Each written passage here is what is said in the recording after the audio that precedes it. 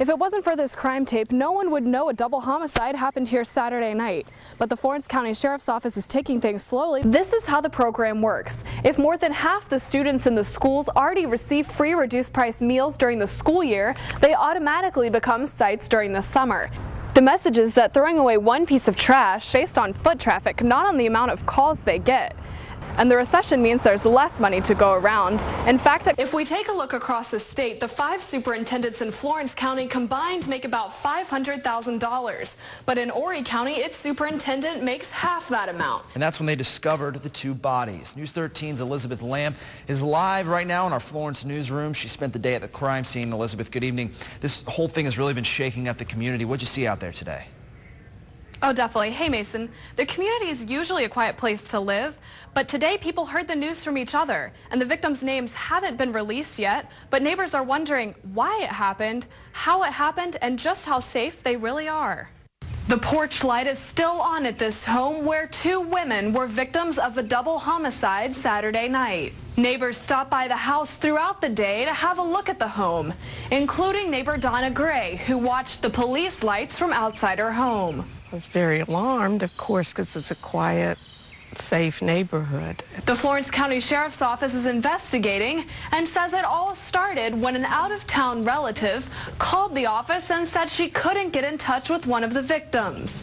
Captain Brett Camp says the Sheriff's Office now beefs up patrols in the area, even though they say it's out of the ordinary to have any problems at the country club, much less a double homicide. I don't think anybody's got anything to worry about.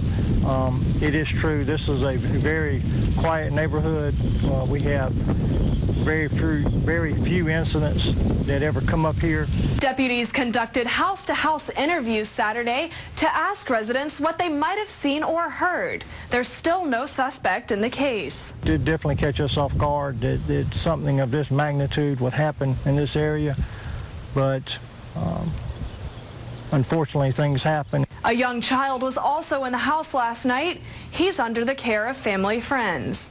And for Gray, who's lived in the neighborhood for 11 years, she hopes her neighborhood goes back to the way things were before Saturday night. You know, everybody sort of keeps them to themselves, but, you know, we talk to one another, but I mean, you know, everybody leads their own life. You don't really know what's going on. The 2 bodies have been sent to the Medical University of South Carolina for an autopsy, and the way they died hasn't been released yet. Mason? Yeah, Elizabeth, real quick before we let you go, you did say a second ago that there aren't any suspects at this time? That's right. Captain Brett Camp says there are no suspects or persons of interest right now, but they are continuing to investigate. And as we get more information, we'll be on scnow.com. All right, thanks a lot, Elizabeth. A missions group in Florence set out to help the hungry. Since that time, the group's journey has turned into a lot more than just sack lunches. Tonight, News 13's Elizabeth Lamb explains how the Saturday parking lot mission is still in full force after well more than a decade. Okay, next person. Rain or shine, volunteers meet in this parking lot every Saturday to make sure there's always food on the table. Volunteer Jerome Goodwin takes a little, but he has his own way to say thank you. Someone have gave to me, and I knew they gave to me, so it's time for me to try. I want to try to learn to give back to let people know that I care too. Goodwin works nearly every Saturday before and after each mission to help keep the parking lot clean and to help keep things running smoothly. He's had first-hand experience with what it's like not to know where your next meal's coming from. It's hard to even think about something like that. I mean that's a bad thing, though. For some, this is just an empty parking lot. But on Saturdays, it turns into much more for as many as 300 people. Next. Volunteer coordinator Carol Roach started the mission team when she realized there was nowhere to turn for those with a hungry belly on the weekends. We're like one big family that we look for each other every week, and if someone isn't there the next week, we'll ask what happened. There's nothing that we haven't been able to give away in all these years. I mean, we've given away furniture, kitchen utensils, everything. The Saturday morning mission team has grown into much more than anyone expected, but the area's need has grown too. We did everything by word of mouth. A lot of people, we would put signs up, but they couldn't read. I thank all of them for what they do, and I'm glad I'm a part of it. I am very glad I'm a part of it. The mission team plans to keep serving it up as long as there are people to serve.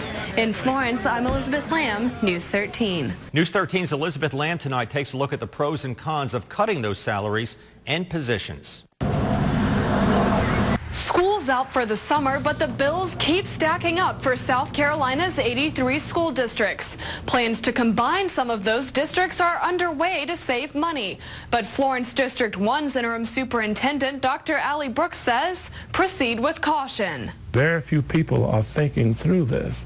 They're saying, oh yes, we can consolidate and we're going to, we don't have to have, but instead of having in Florence County, for example, 5 superintendents, we can just have 1. Well, guess what?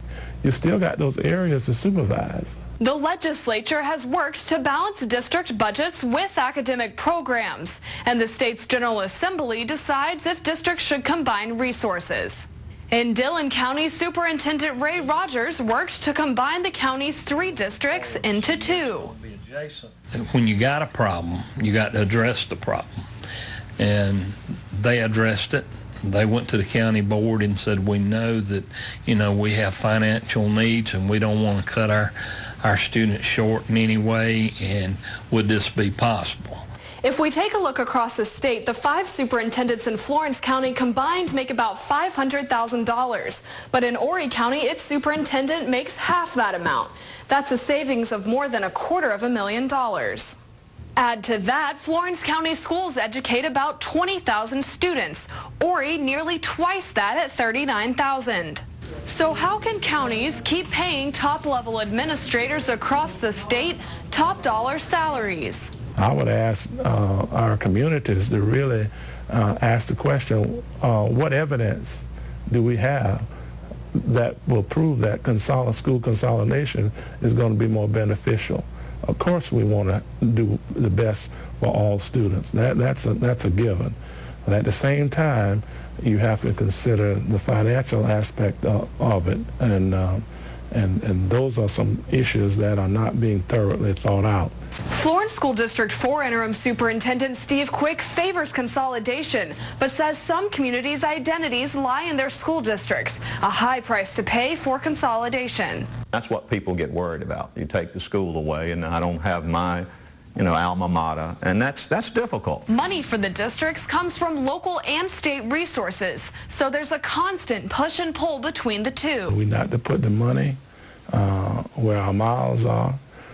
We're going to have to stop all the posturing and look at every community and do what's best. The superintendents we spoke with all predict South Carolina will someday have just 1 school district per county. But Brooks says that's not easy to do. Here it is 2011. If you're going to talk about being innovative, then we can't talk about cutting programs and cutting people. Instead, consolidating services and programs could keep current districts intact, depending on how far a district is willing to go. In Florence, Elizabeth Lamb, News 13. A mother and daughter died in this home Saturday night. I'm Elizabeth Lamb. Coming up, I'll tell you what investigators are doing to track down their killer. Bloated classrooms, teacher layoffs, South Carolina schools haven't had it easy. So why do many local school districts continue to pay their administrators and other managers big salaries? Find out how much your local school officials make tonight on News 13 at 6. Coverage you can count on. Your tax dollars paying for any child to get a free hot meal. I'm Elizabeth Lamb. Coming up, I'll tell you where that money is coming from and where it's going.